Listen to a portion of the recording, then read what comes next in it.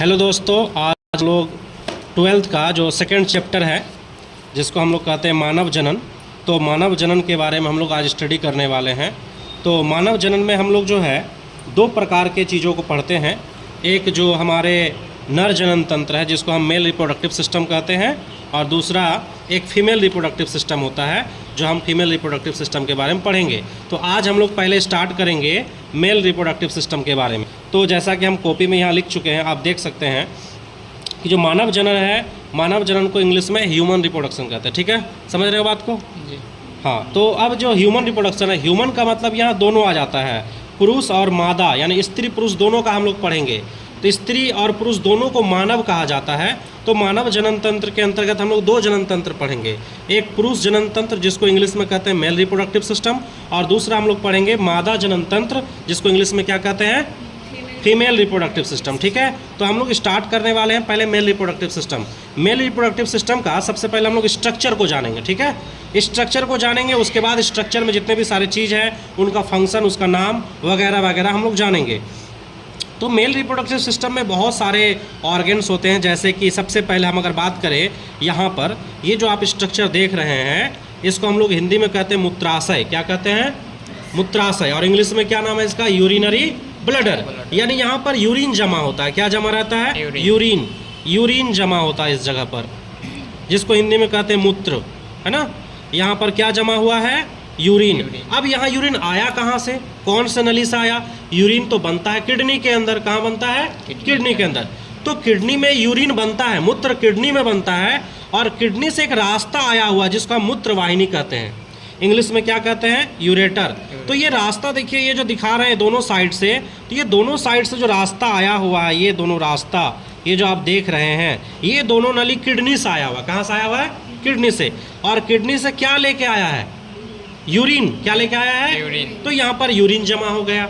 ठीक है, अब ये यूरिन इस रास्ते से, जिसका मूत्र मार्ग कहते हैं और इंग्लिश में क्या कहते हैं? यूरेथ्रा। तो इस रास्ते से देखिए धीरे धीरे धीरे धीरे धीरे धीरे इस रास्ते से बॉडी से बाहर निकल सकता है। तो यानी मेल रिप्रोडक्टिव सिस्टम यानी जनन तंत्र जो है, मानव जनन तंत्र, मानव जनन तंत्र में जो हमारा मेल रिप्रोडक्टिव सिस्टम है, एक ही रास्ता है। एक ही रास्ता से यूरिन बाहर होगा, और उसी रास्ता से हम जिसको वीर्य बोलते हैं, सीमेन जिसको बोलेंगे, वो सीमेन बाहर होगा। समझ रहे बात को? तो लड़का के बॉडी में ऐसा दो अलग अलग रास्ता नहीं है कि यूरिन अलग रास्ता से निकल रहा है, सीमेन अलग रास्ता से निकल रहा है, जबकि महिला के बॉडी के अंदर दो अलग अलग रास्ते होते हैं। यूरिन निकलने का अलग रास्ता होता है और सीमेन जाने का अलग रास्ता होता है। लेकिन लड़का के बॉडी में एक कॉमन रास्ता है, एक ही रास्ता है, जिस रास्ता से क्या निकलता है? यूरिन। और इसी रास्ता से अभी क्या निकलने वाला है? सीमेन। क्या निकलेगा? सीमेन। तो हम लोग देखेंगे कैसे सीमेन निकलता होगा। तो हम शुरुआत करेंगे सबसे पहले यहाँ से। आप जो ये दोनों संरचना देख रहे हैं, ओवल शेप होते, अंडाकार जो संरचना है, इसको कहा जाता है टेस्टिस। क्या कहते हैं? टेस्टिस। जिसको हिंदी में क्या कहा जाता है? वृषण कहते हैं। ठीक है, तो मेल के बॉडी के अंदर में कितना टेस्टिस होता है? दो। एक जोड़ा, आप दो भी बोल सकते हैं। अब टेस्टिस जिस जगह पे है, जिस जगह पे एक थैला, एक पाउच है, देख रहे हैं ये पाउच, एक पाउच है, ये संरचना जो दिखाई दे रहा है आपको, एक पाउच है स्किन का। इस पाउच का नाम है स्क्रोटम। क्या नाम है? स्क्रोटम। और जिसको हिंदी में क्या कहते हैं? वृषण कोश या अंडकोश भी आप बोल सकते हैं, क्योंकि अंडकोश भी बोल सकते हैं या वृषण कोश भी बोल सकते हैं, लेकिन अंडकोश नहीं बोलेंगे। अंडकोश हम यूज करते हैं फीमेल के अंदर में, और हम लोग यहाँ पर क्या यूज करेंगे? वृषण कोश यूज करेंगे। ठीक है, तो वृषण कोश के अंदर हमारे क्या मौजूद है? वृषण। इसी वृषण के अंदर शुक्राणु का निर्माण होता है। ठीक है, अब शुक्राणु और वीर्य दोनों में अंतर है। लड़का के बॉडी से यानी मेल के बॉडी से जो चीज़ बाहर निकलता है उसे वीर्य कहते हैं, ना कि शुक्राणु कहते हैं। समझ में आ रहा बात को? वीर्य और शुक्राणु दोनों अलग अलग चीज़ है। कहने का मतलब हुआ कि लड़का के बॉडी से जो चीज़ निकल रहा है वो क्या निकलेगा? वीर्य। क्या बोलते हैं उसको? इंग्लिश में उसको बोलते हैं सीमेन। क्या बोलते हैं? हाँ, अब सवाल उठता है कि वीर्य है क्या। तो अभी तुरंत पता चलेगा वीर्य क्या है। अभी फिलहाल ये समझिए, इस शुक्राणु टेस्टिस जो है, वृषण जो है, इसके अंदर में स्पर्म है। क्या है? स्पर्म। इसके अंदर स्पर्म है, शुक्राणु। क्या है? अब शुक्राणु इतना छोटा होता है कि उसको हम खुले आंखों से नहीं देख सकते हैं। बहुत छोटा सा सेल है, स्मॉलेस्ट सेल। लड़का के बॉडी का सबसे छोटा सेल होता है स्पर्म। हम उसको दिखाई, वो हमको नहीं दिख सकता है। तो ये क्या होता है, यहाँ स्पर्म बन रहा है इसके अंदर। अब इसके अंदर स्पर्म कैसे बनता है वो हम लोग पढ़ेंगे बाद में। अभी फिलहाल ये समझिए कि इसके अंदर क्या बन रहा है, स्पर्म। अब ये स्पर्म बन बन के इस जगह पर जमा रहता है, इस जगह पर, ये जो जगह आप देख रहे हैं इस जगह पर स्पर्म जमा है यहाँ पर। जब लड़का जब तक चाहेगा नहीं तब तक उसके बॉडी से स्पर्म नहीं निकलेगा, समझ रहे हो बात को। तो लड़का का बॉडी जैसे लगभग उसका एज 13 हो जाता है, जब वो किशोरावस्था में पहुंच जाता है तो उसके बॉडी में शुक्राणु बनना क्या होता है, स्टार्ट हो जाता है। और शुक्राणु बन बन के कहाँ जमा रहता है, इस जगह पर। और इसको हम लोग कहते हैं एपिडिडाइमिस। क्या कहते हैं, एपिडिडाइमिस, जिसको हिंदी में कहते हैं अधिवृषण। क्या कहते हैं, अधिवृषण। तो अगर आपसे सवाल ये पूछा जाए कि लड़का के बॉडी में शुक्राणु कहाँ जमा रहता है, स्टोर रूम क्या है शुक्राणु का, स्पर्म का स्टोर रूम क्या है, तो क्या बोलिएगा, एपिडिडाइमिस। एपिडिडाइमिस में स्पर्म जमा रहता है। अभी हम लोगों के बॉडी के अंदर में स्पर्म लड़का के बॉडी में अंदर में कहाँ जमा है, तो अधिवृषण में। इंग्लिश में क्या बोलते हैं, एपिडिडाइमिस। समझ में आ रहा बात को, यहाँ जमा है। अब जब हम सोचते हैं कि स्पर्म को बाहर निकालना है, तो वैसे ही हमारे ब्रेन से एक सूचना आएगा एपिडिडाइमिस में। कहाँ पर सूचना आएगा, एपिडिडाइमिस में। और एपिडिडाइमिस जो है संकुचित होगा, स्क्वीच होगा, वो संकुचित होगा। और जैसे वो संकुचित होगा तो यहाँ का शुक्राणु अब आगे बढ़ना स्टार्ट हो जाएगा, अब वो नली में चढ़ना स्टार्ट हो जाएगा। और ये जो लंबा सा नली है, ये जो लंबा नली आप देख रहे हैं, इसको हम लोग कहते हैं वास डिफरेंस। क्या कहते हैं, वास डिफरेंस, जिसको हिंदी में कहते हैं शुक्रवाहक। क्या कहा जाता है, शुक्रवाहक। हाँ, तो समझिएगा यहाँ से एक सवाल और है कि पूरे मेल रिप्रोडक्टिव सिस्टम का सबसे लंबा नली, सबसे लंबा ट्यूब, ये हमारा वास डिफरेंस, ये सबसे लंबा नली है। यहाँ से होते हुए यहाँ तक पहुँचती है, समझ रहे बात को।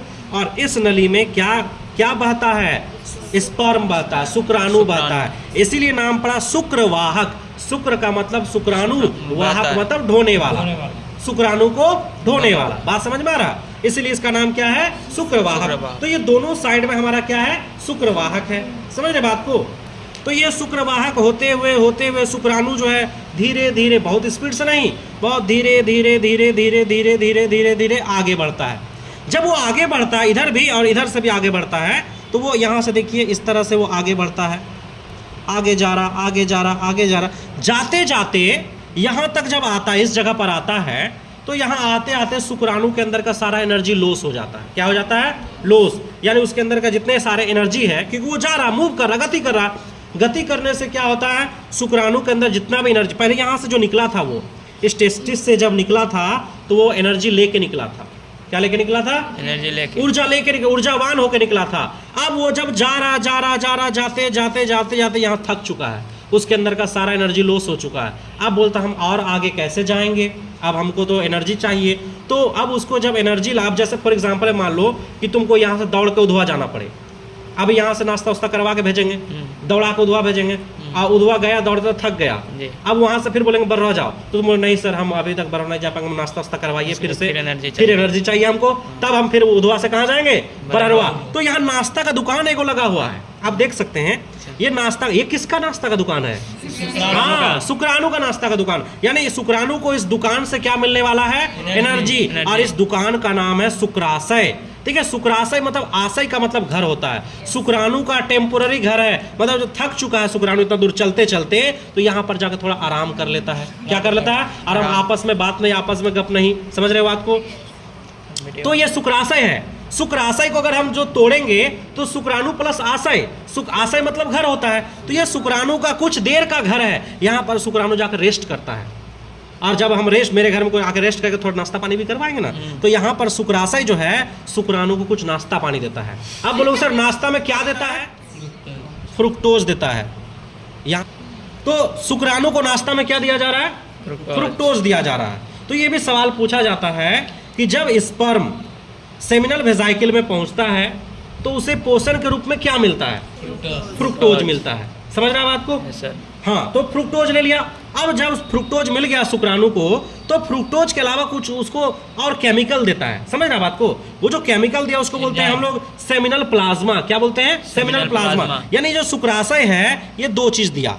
ये कितना चीज दिया, दो चीज दिया शुक्राणु को। क्या क्या, एक तो दिया फ्रुक्टोज, क्या दिया, फ्रुक्टोज, और दूसरा दिया सेमिनल प्लाज्मा, सेमिनल प्लाज्मा, यानी एक द्रव दे दिया, एक लिक्विड दे दिया। ठीक है, तो दो चीज मिला यहाँ पर, शुक्राणु को। दो चीज क्या क्या मिला, एक फ्रुक्टोज मिला, फ्रुक्टोज शुक्राणु क्या करेगा, उससे एनर्जी ले लेगा, और ये जो सेमिनल प्लाज्मा है उससे वो उसको आसानी से तैरने में हेल्प होता है, वो जाता है, गति करता है, गति करने में। अब यहाँ से फिर से जो शुक्राणु है उसको ऊर्जा मिला, फिर से वो एक्टिव हो गया, ऊर्जावान होगा, उछलने कूदने लगा, फिर से जैसे तुमको नाश्ता पानी करवा देंगे फिर से उछलने लगेगा कि नहीं, तो वही उछलने लगेगा। तो यहाँ से फिर शुक्राणु निकल गया बाहर, और बाहर निकला, ये रास्ता होते हुए यहाँ पर पहुंचा।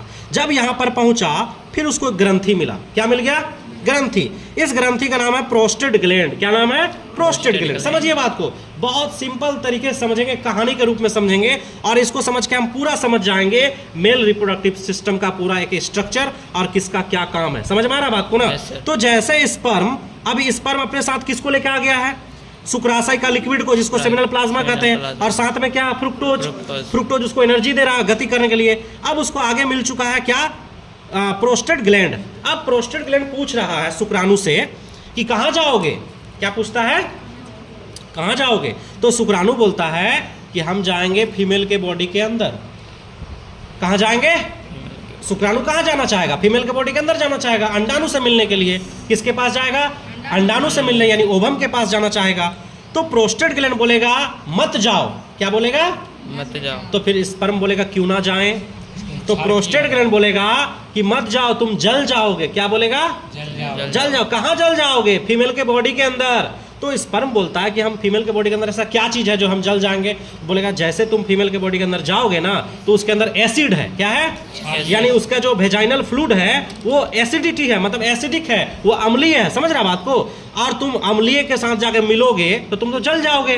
तब स्पर्म बोलता हमको जाना है, तो कुछ ऐसा कुछ उपाय कीजिए जिससे हम पहुंच सके। तो प्रोस्टेट ग्लैंड बोलता हम तुमको एक लिक्विड देते हैं। क्या देंगे, और वो क्षारीय लिक्विड देता है, यानी बेसिक लिक्विड देता है। समझ रहा बात को। और जब वो उसको क्षारीय लिक्विड देता है तो वो जब वो क्षारीय लिक्विड को लेकर जाएगा फीमेल के बॉडी के अंदर, और क्षारीय लिक्विड जब अम्लीय लिक्विड के साथ मिलेगा तो दोनों लिक्विड मिलकर क्या हो जाएगा, नहीं, जब क्षारीय अम्लीय के साथ मिलता है तो क्या बनता है, उदासीन। यानी वो ना ही क्षारीय रहेगा ना ही अम्लीय रहेगा, हाँ, न्यूट्रल हो जाएगा। समझ रही बात को। तो स्पर्म बच जाएगा। तो देखिए स्पर्म जैसे यहाँ पर गया प्रोस्टेट ग्लैंड के पास, तो प्रोस्टेट ग्लैंड क्या पूछता है स्पर्म से, कहाँ जाओगे, हाँ कहाँ जाओगे। तो स्पर्म क्या बोलता है, हम फीमेल के बॉडी में जाएंगे। तो फिर प्रोस्टेट ग्लैंड क्या बोलता है, क्यों जाओगे। तो स्पर्म क्या बोलता है, हट क्यों नहीं जाएंगे, अंडाणु से मिलने जाएंगे। क्या जाते हैं, अंडाणु से मिलने। तो फिर प्रोस्टेट ग्लैंड क्या बोलता है, मत जाओ, जल जाओगे, मत जाओ। तो फिर शुक्राणु क्या बोलता है, जाना जरूरी है, बच्चा बनाना है हमको मिलके अंडाणु के साथ। बच्चा ठीक है जाओगे, तब मैं तुमको एक दुआ देते हैं। क्या देंगे, आशीर्वाद। आशीर्वाद में वो क्या देता है, एक लिक्विड देता है। और वो लिक्विड कौन से ई का होता है, बेसिक होता है, यानी उसका क्षारीय होता है। वो कैसे माध्यम का होते हैं, क्षारीय माध्यम के होते हैं। जब क्षारीय माध्यम क्यों दिया, सोचो जरा सा, ताकि वो अम्लीय माध्यम के साथ मिलकर क्या बन सके, उदासीन बन सके। वाह। तो अब शुक्राणु के साथ दो लिक्विड मिल चुका है। एक लिक्विड तो दिया उसको ये शुक्राशय, और एक लिक्विड दे दिया कौन, प्रोस्टेट ग्लैंड। अब जब वो दोनों लिक्विड मिलकर यहाँ पर आया, यूरेथ्रा में आया। कहाँ पर आया, यूरेथ्रा में पहुंच चुका है। अब यूरेथ्रा एक रास्ता है, पतला सा रास्ता है, जिस रास्ते से पेशाब बाहर निकलता है, मूत्र बाहर निकलते हैं, उसी रास्ते से अब ये बाहर निकलने वाला है। लेकिन अब शुक्राणु अकेला नहीं है, उसके साथ दो लिक्विड आ चुका है। और वो दोनों लिक्विड क्या क्या है, एक प्रोस्टेट ग्लैंड का लिक्विड है और एक शुक्राशय का लिक्विड है, जिसका हम नाम क्या बोले, सेमिनल प्लाज्मा बोले। ठीक है। अब ये जो रास्ता है, अब ये रास्ता जब निकलेगा शुक्राणु, तो ये रास्ता थोड़ा चिपचिपा होना चाहिए, मुलायम होना चाहिए, सॉफ्ट होना चाहिए, ताकि तेजी से शुक्राणु बाहर निकल सके।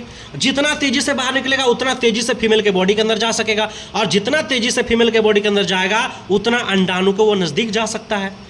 तो क्या हुआ, यहाँ एक और ग्रंथि है, एक और ग्रंथि बैठा हुआ है। ये ग्रंथि क्या करता है, जिसका नाम है बल्बो यूरेथ्रल ग्लैंड। इसका हिंदी नाम है कंद मूत्र पत्र ग्रंथि। नहीं समझा बात को, इंग्लिश में क्या कहते हैं, बल्बो यूरेथ्रल। इसका काम सुनिएगा, ये क्या करता है, ये शुक्राणु के निकलने से पहले, यानी ये सीमेन है, यानी कि स्पर्म है, स्पर्म के निकलने से पहले ये रास्ता को चिपचिपा बनाता है। क्या निकलता है, चिपचिपा। तो एक पहले से एक लिक्विड निकाल देता है, पहले से एक लिक्विड निकाल देता है। और ये लिक्विड सीमेन के निकलने से पहले एक छोटा सा पतला सा लिक्विड निकलता है। मेल के पेनिस से पतला सा लिक्विड निकलता है, वो गाढ़ा नहीं होता, पतला होता है। वो जो लिक्विड है, वो लिक्विड इस रास्ता को चिकना कर रहा है। क्या कर रहा है, चिकना कर रहा है, ताकि जब सीमेन निकलेगा, रास्ता चिकना होगा तो बहुत स्पीड से सीमेन निकल सकता है। अब ये जो पतला सा लिक्विड है जो बल्बो यूरेथ्रल ग्लैंड से निकला हुआ है, अब जब हमारा स्पर्म आगे बढ़ा तो 2 ग्रंथि का लिक्विड तो ऐसे ही मिला हुआ उसके पास, ये भी लिक्विड को साथ में लेके निकलता है, यानी बल्बो यूरेथ्रल ग्लैंड का जो लिक्विड है इसको भी साथ में लेके निकला। तो अब जब शुक्राणु निकला बाहर, तो जब शुक्राणु बाहर निकला तो कितना तरह का लिक्विड को बाहर निकाला? 3 तरह के लिक्विड के साथ वो निकला है। तो शुक्राणु और वीर्य में क्या अंतर है कि शुक्राणु एक सेल है जो टेस्टिस के अंदर था, वृषण के अंदर था, लेकिन जब वो बाहर निकला तो वो 3 द्रव के साथ बाहर निकला। तो 3 द्रव कौन कौन सा? एक सेमिनल फ्लूइड, दूसरा प्रोस्टेटिक फ्लूइड और तीसरा बल्बो यूरेथ्रल फ्लूइड। ये तीनों फ्लूइड जब मिला शुक्राणु के साथ, तीनों मिलकर प्लस शुक्राणु, वो चारों चीज जब मिला तब उसको बोलते हैं वीर्य। क्या बोलते हैं? और इंग्लिश में बोलते हैं उसको सीमेन। क्या बोलते हैं? सीमेन, SEMEN, सीमेन, जिसको हिंदी में क्या कहा जाता है? वीर्य कहा जाता है। तो मेल के बॉडी से शुक्राणु बाहर नहीं निकलते हैं, क्या बाहर निकलते हैं? वीर्य। इस वीर्य के अंदर होते हैं छोटे छोटे शुक्राणु। बात समझ में आया? तो ये पूरा स्ट्रक्चर हमारा किसका है? मेल रिप्रोडक्टिव सिस्टम का। और इसके अंदर ये जो हमारा वृषण है ये पूरे, अब ये देखिए एक बात और आपको बता दें कि मेल रिप्रोडक्टिव सिस्टम, ये जो पेनिस है इसको हम लोग क्या कहते हैं? पेनिस। पेनिस का ये जो आगे वाला भाग है थोड़ा सा फुला हुआ होता है। क्या होता है? फुला हुआ। इसको हम लोग बोलते हैं ग्लैंड्स पेनिस। क्या बोलते हैं? Glands penis. और इस फुले हुए पार्ट के ऊपर में पतला सा स्किन होता है। ये पतला सा जो स्किन है इसको बोलते हैं फोर स्किन। क्या बोलते हैं? Four skin. मुस्लिम लोग में क्या होता है? इस फोर स्किन को काट दिया जाता है। समझ रहे बात को? इस फोर स्किन को यहाँ से हटा दिया जाता है तो बचता सिर्फ ग्लैंड्स पेनिस। ये फुला हुआ भाग उसका दिखता है ऐसे खुले में बाहर से। लेकिन अगर हम लोग हिंदू का बात करें तो हिंदू के ये जो ग्लैंड्स पेनिस है इसके ऊपर पतला से कोई स्किन का कवर लगा होता है। समझ रहे बात को ना? हाँ, तो ये तो रही बात। हम ये पूरे स्ट्रक्चर को मेल पेनिस कहा जाता है। हिंदी में क्या कहते हैं? शिश्न कहते हैं। शिश्न का आगे का भाग को शिश्न मुंड कहते हैं हिंदी में, और इंग्लिश में क्या कहते हैं? Glands penis. अब ये जो वृषण है, आप जो देख रहे हैं वृषण, वृषण के अंदर क्या क्या चीज है वो सारे चीजों को समझने के लिए हमको यहाँ पर एक स्ट्रक्चर देखना होगा जिसको हम यहाँ देख रहे हैं। ये वृषण है हमारा। क्या है? वृषण है। तो आप देख सकते हैं कि वृषण के ऊपर में, वृषण के, मान लीजिए ये वृषण है तो वृषण के ऊपर में 3 लेयर होता है। कितना लेयर? 3 लेयर। वो तीनों लेयर का नाम हम दे दिए सीक्वेंस में। सबसे ऊपर जो लेयर है वृषण के ऊपर, जो सबसे ऊपर लेयर है इसका नाम है ट्यूनिका एल्बुजिनिया। क्या नाम है? Tunica albuginea. Tunica albuginea. दूसरा जो लेयर है उसका नाम है ट्यूनिका वेस्कुलोसा। ठीक है? और तीसरा जो लेयर उसका नाम क्या? Tunica reticularis. तो 3 लेयर है, ट्यूनिका एल्बुजिनिया, ट्यूनिका वेस्कुलोसा और ट्यूनिका एल्बुजिनिया। समझ में आ रहा है बात को? सर अब ये 3 लेयर के बाद जैसे हम टेस्टिस के अंदर प्रवेश करते हैं, ये टेस्टिस के अंदर प्रवेश करें, मान लो ये टेस्टिस के अंदर, जैसे टेस्टिस के अंदर प्रवेश करेंगे तो टेस्टिस के अंदर कुछ इस टाइप का इसको स्ट्रक्चर दिखाई दे रहा है। ये ट्राइंगल स्ट्रक्चर दिखाई दे रहा है। इस ट्राइंगल स्ट्रक्चर को हम लोग बोलते हैं टेस्टिकुलर लोब। क्या कहा जाता है? Testicular lobe. इसका संख्या एक टेस्टिस में लगभग 200 से लेकर 250 हो सकता है। पूछ सकता है कि एक टेस्टिस के अंदर कितने टेस्टिकुलर लोब्स होते हैं, तो क्या बोलोगी? 200 से 250। 200 से 250। ठीक है? एक टेस्टिस के अंदर कितने टेस्टिकुलर लोब्स? 200 से 250। 2000 से 2500 नहीं, कितना? 200 से 250 टेस्टिकुलर लोब। तो टोटल कितना टेस्टिकुलर लोब हो गया लड़का के बॉडी के अंदर में? क्योंकि लड़का के बॉडी में 2 टेस्टिस है तो 2 टेस्टिस में क्या होगा? 400 से 500। समझ रहा बात को? अब ये जो टेस्टिकुलर लोब्स है, अभी हम 2-4 बनाए हैं क्योंकि ये टेस्टिस तो अभी छोटा बनाया है ना, इसमें 200 से 250 थोड़ी बना पाएंगे, खिचड़ी बन जाएगा। अब एक टेस्टिकुलर लोब के अंदर में कुछ पतला पतला बहुत छोटे छोटे ट्यूब्स होते हैं। पतला पतला ट्यूब होता है, लंबा लंबा। इस पतले पतले ट्यूब को हम लोग बोलते हैं सेमिनिफेरस टिब्यूल्स। क्या कहा जाता है? Seminiferous tubules. यही सबसे इंपॉर्टेंट चीज है टेस्टिस का। यानी टेस्टिस का ये स्ट्रक्चरल एंड फंक्शनल यूनिट है। क्या है? Structural and functional unit. अब बोलो सर इसको स्ट्रक्चरल और फंक्शनल यूनिट क्यों बोले? क्योंकि पूरा टेस्टिस में मैक्सिमम यही सेमिनिफेरस टिब्यूल्स भरे होते हैं। और इसके संख्या, अब सोच लो, सही सवाल पूछा कि सर सेमिनिफेरस टिब्यूल्स का संख्या कितना होता है। अब बताइए कि टोटल टेस्टिकुलर लोब का संख्या कितना है? 200 से 250। और एक लोब के अंदर 2 से 3 होता है तो 200 गुना 3 कर दो। नहीं समझा बात को? तो 200 गुना 3 या 250 गुना 3 कर दो, यानी 600 से लेकर 750 होगा ये एक टेस्टिस के अंदर में। समझ रहा बात को ना? ये भी सवाल पूछा जा सकता है कि सेमिनिफेरस टिब्यूल्स की संख्या कितनी होती है। तो अगर एक टेस्टिकुलर लोब के अंदर 3 गो तो हमारे 200 के अंदर कितना? 600 सेमिनिफेरस टिब्यूल्स हो जाएगा। समझ रहा बात को ना? सेमिनिफेरस ट्यूब्यूल्स के अंदर ही स्पर्म का फॉर्मेशन होता है। तो अगर ये सवाल पूछे, ये पेन देख रहे हो, ये पेन के जैसा ही एक ट्यूब होता है जिसका नाम है सेमिनिफेरस ट्यूब्यूल्स, और ये खोखला होता है अंदर से। ये ट्यूब क्या होता है? खोखला। ये जैसे ये पेन देख रहे हो, पेन के अंदर जो खोखला है ट्यूब, इसी ट्यूब के जैसा होता है ये सेमिनिफेरस ट्यूब्यूल्स, खोखला होता है, ताकि इसके अंदर में क्या बन सके? स्पर्म बन सके। तो हम लोग बचपन से पूछते हैं कि कहाँ बनता है बाबू स्पर्म? बोलते हैं ब्रिसन के अंदर। कहाँ? ब्रिसन, टेस्टिस के अंदर। लेकिन टेस्टिस के अंदर तो बहुत सारे पार्ट हैं, ये सारे पार्ट में कहाँ बनते हैं? तो अब सवाल, अब अगर पूछे कोई तो क्या बोलोगे? Seminiferous tubules. समझ में आया बात को? तो सेमिनिफेरस ट्यूब्यूल्स के अंदर में क्या बन रहा है? स्पर्म बनता है। ठीक है, तो अब ये जो सेमिनिफेरस ट्यूब्यूल्स के अंदर स्पर्म बना, तो सेमिनिफेरस ट्यूब्यूल्स के अंदर सारे स्पर्म बन बन के कहाँ निकलेगा? ये एक खाली जगह है, एक बड़ा सा खाली जगह है। इस खाली जगह को बोलते हैं रीटे टेस्टिस। क्या बोलते हैं? हाँ, इस ट्यूब से बन के निकल के कहाँ पर आके गिर जाएगा? रीटे टेस्टिस में गिर जाएगा। और इस रीटे टेस्टिस को हिंदी में कहते हैं वृषण जालिका। क्या कहते हैं? वृषण जालिका कहते हैं। और फिर क्या होगा? इस जगह से और पतला सा ट्यूब है, बहुत पतले नली है, और इस पतले से नली को बोलते हैं शुक्रवाहिका। क्या कहते हैं? शुक्रवाहिका। इंग्लिश में कहते हैं भाषा इफ्रेंसिया। क्या कहते हैं? भाषा इफ्रेंसिया। यानी यहाँ का जो शुक्राणु है, इस जगह का रीटे टेस्टिस। इधर ध्यान दो, किधर ध्यान दे रही है तुम लोग? यहाँ पर ध्यान होना चाहिए। ठीक है, तो ये जो हमारे रीटे टेस्टिस है, रीटे टेस्टिस में जो स्पर्म है, शुक्राणु है, ये भाषा इफ्रेंसिया होते हुए इस जगह पर पहुँच चुका है।